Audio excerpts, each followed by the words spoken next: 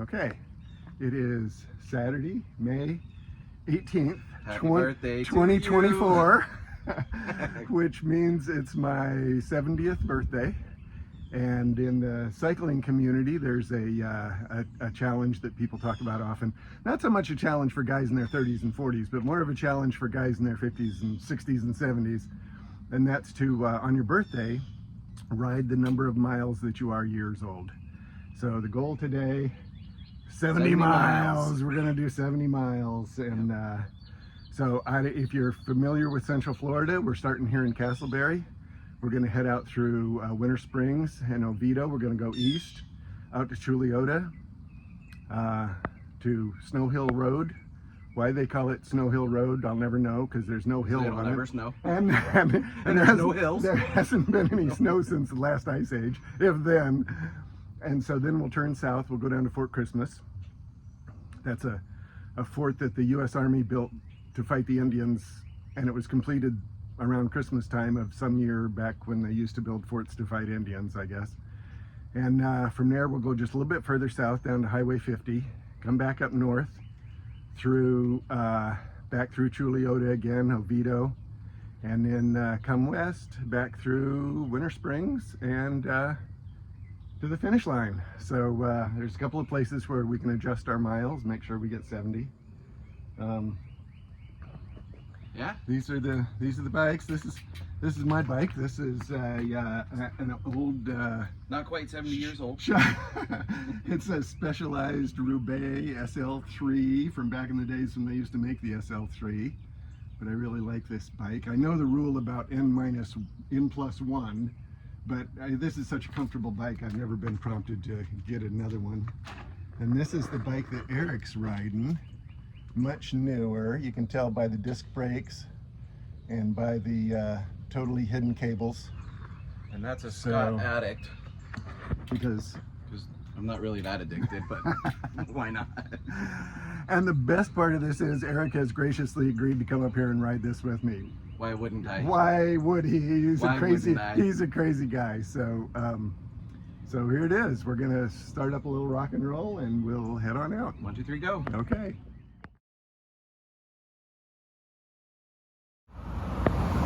Okay, we're at the 10-mile mark or thereabouts on the pedestrian overpass over the intersection of Death.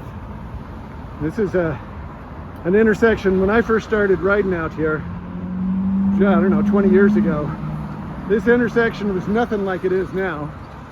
You know, none of that stuff over there was in. I don't think there was anything on that corner either. There's a hospital over here behind me to the left. That wasn't here. This pedestrian overpass wasn't here. And I was riding with the Winter Springs group. We used to come down here and we'd stop there and then go across down that way to Chapman Road. Well, one Saturday, Brenda and I were out here together, just the two of us. And I came down right over there where I usually do, and I stopped at the red light. Right in between that right turn lane and the traffic, and there was cars. I don't know why that one car there isn't turning right. They can. There was cars turning right and cars turning left and cars to the right of us, cars to the left, and there she was stuck in the middle with me. And that's when she told me, very lovingly of course, but in no uncertain terms, I'm never following you into this intersection again. I'm always going to take the pedestrian overpass. So now, you know, I kind of thought about it after that, and you know what they say about discretion and valor. So now I take the pedestrian overpass too, over the intersection of Death. We've been calling it that ever since that day. Okay, we're at the 16-mile mark, a little bit over. First, get off the bike stop. Not necessarily because we need to get off the bike or stop this soon, but it's a convenience store, and the next store, we're fixing to head out of town, and so the next store isn't for like a long way. So here we are. I can tell I'm riding with Eric. I asked him a little while ago, I don't have a speedometer on my bike anymore. Too much other stuff on the handlebars. And so I asked him, I thought we were going pretty fast. I said, is this like 15 miles an hour? He said, 17. 17. Yikes. He was going. All right. We're truly in the middle of nowhere here. Not in Oviedo anymore, so it tain't that. Not yet in Chuliota, so it tain't that either.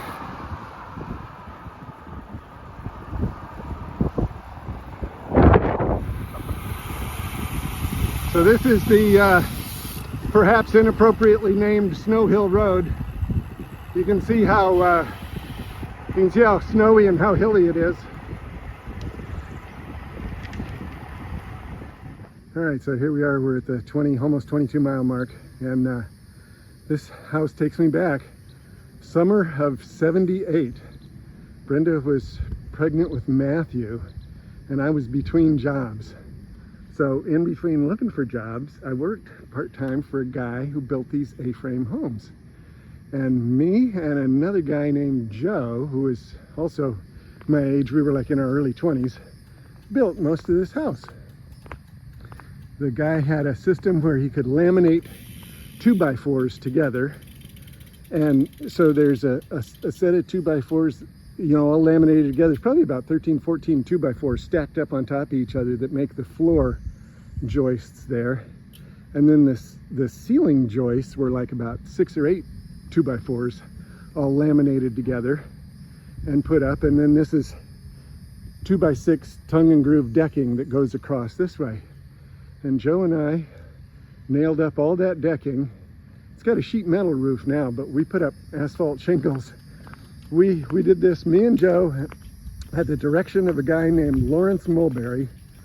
Lawrence Mulberry was one of the top 10 smartest guys I ever met in my life, probably in the top 5. And he rigged up a way. He found some rollers about 2-inch diameter, about 2 feet long, and he built kind of a contraption, like a triangle-shaped box on each end with a platform on it. And then he put a beam up the other side of the roof. And then this platform had some kind of a mechanism where it was tied to the top of that beam. And we would staple on 2 or 3 rows of shingles and then ratchet ourselves up a little bit. Staple on another 2 or 3 rows of shingles and then ratchet ourselves up again. And then first time I'd ever put down shingles in my life, and I think it was the first time Joe ever had either. We didn't draw chalk lines or anything. We were just doing it by eye. And this dormer here has a window on the back side of it. And I remember after we put up the shingles, I was in the house and I was looking out that window, looking down. And oh my gosh, those are the crookedest rows of shingles you ever wanted to see. I felt bad, but So that was my introduction into the construction industry right there, 1978. Some people out here have watchdogs. These people watch the record.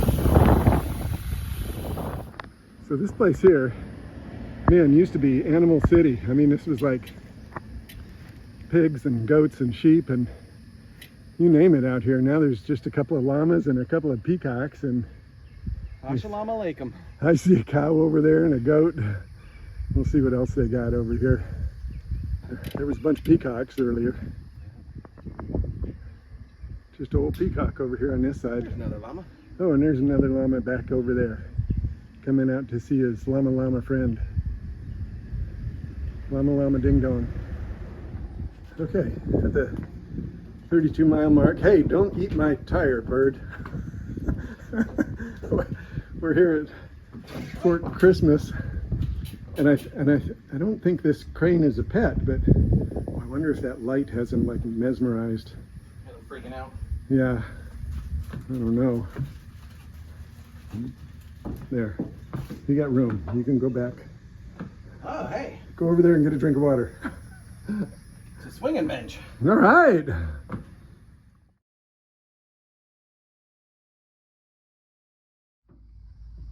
Okay, so this is the Fort Christmas Visitor Center here. We're at 33 mile mark, so coming up on halfway. Still feel pretty good. We'll go south a little bit farther from here down to 50, and then we'll come back up north and head to the next stop. So back on the road again, but this is the fort. This is Fort Christmas right here.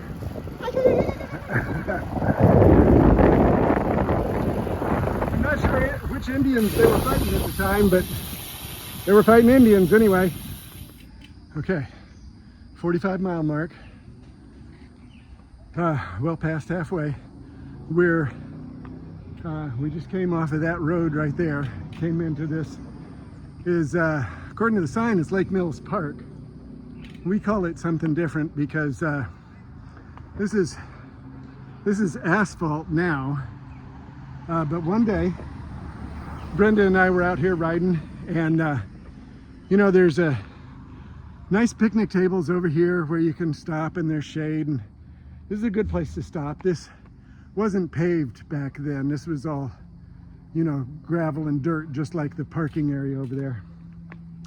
Well, there's also a convenience store just down the road a mile or so, and we came in here and coming to a stop, and it was my fault. I said we're almost stopped, and I said, or do you want to go to the convenience store? And she was like half stopped and half not stopped and half handlebars turned, and she ended up going over, you know, at basically 0 miles per hour. And when she got up, her hand looked a little funny. So it was this bone right here. It looked all kind of out of place, and she couldn't get back on the bike. And this is another one of those times we were visited by an angel, because a lady came around here in a pickup truck. It wouldn't have worked if she was driving anything but a pickup truck. She stopped. She said, "Hey, do you guys need help? Do you need a ride?" Brenda couldn't get back on the bike, and so this lady said, "Well, look, I'll take you to your doctor's office," which was just up there in Oviedo. It's not very far. She said, "Throw your bikes in the back." So we threw our bikes in the back. She says, "I'm delivering Meals on Wheels. Do you mind if I just make a few more stops?" And we said, "Oh my gosh, no, you can make as many stops as you want. You're an angel helping us, you know, and helping all those other people too." And so she took us to the doctor's office, and it was either you or Mark was home at the time. Was it you? I don't remember. So it might have been Mark. Came out, picked us up, took us down to the orthopedic place. She got an x-ray. She'd broken that bone in her hand. So ever since then, we've called this not Lake Mills Park, but Broken Handsville. Broken Handsville. I think at the time there was a country artist had a song out called Broken Heartsville. But this is Broken Handsville to us. Okay, 46-mile mark, and this is the convenience store that we didn't opt for at Broken Handsville. Okay, we got a radar sign up here. 21!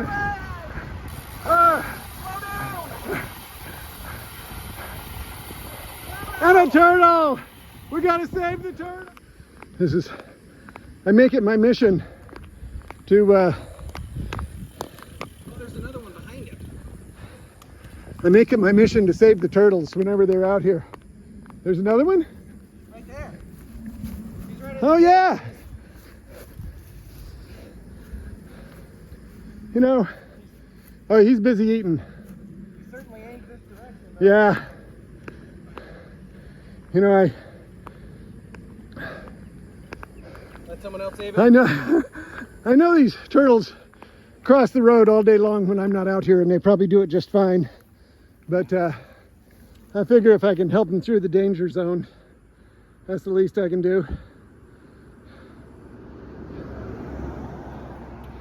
So now that reference to the danger zone has you thinking about Tom Cruise flying an F-18, right? That's right. I wonder if that guy's name is Maverick. Or Goose.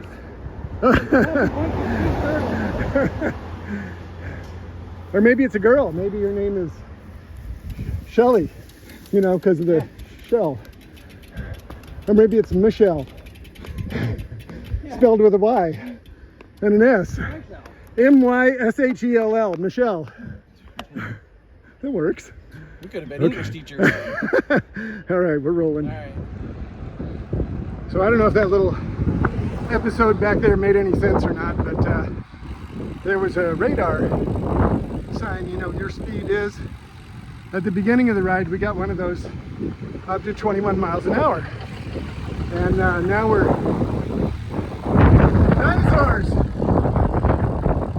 And now we're, 48 miles into the ride, and so we were trying to see if we could get that one up to 21 miles an hour.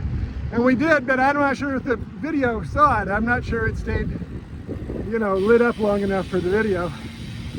But we hit 21 again. And then I saw that turtle in the road, so we had to rescue the turtle. So that's what that was all about. Okay, 55 mile mark, 55 down, 15 to go, if my math is correct. Yeah. So, stopping at Sonic to get something to eat and something to float, drink. some tots. And a root beer and cool off a little bit. Yeah. Okay, we're at 62.3 miles. The finish line is 3.7 miles that way, so 62.3 plus this is where my ability to do advanced math is going to get really tested. 62. It's 3.7 that way? Yeah. That's going to get us to 66. So we need an exact 4 more miles. Okay, so it makes the division really easy. So if we go that way 2 miles and come back 2 miles, we're golden. Okay, see that? 60 however many miles in and still sharp as a tack. Yeah. A little beat up, but shark is. Oh man. Okay, so we're at 60. 62.3. So we want to go to 65.3. Yeah. Okay, 65.3, we're turning around. Okay, we got it. Okay, this is the end. Strava says 70.08, or it did at the beginning of the neighborhood. And I got 70.2. Woohoo! 70 on 70. We handled that. Time to go get in the pool. Yeah.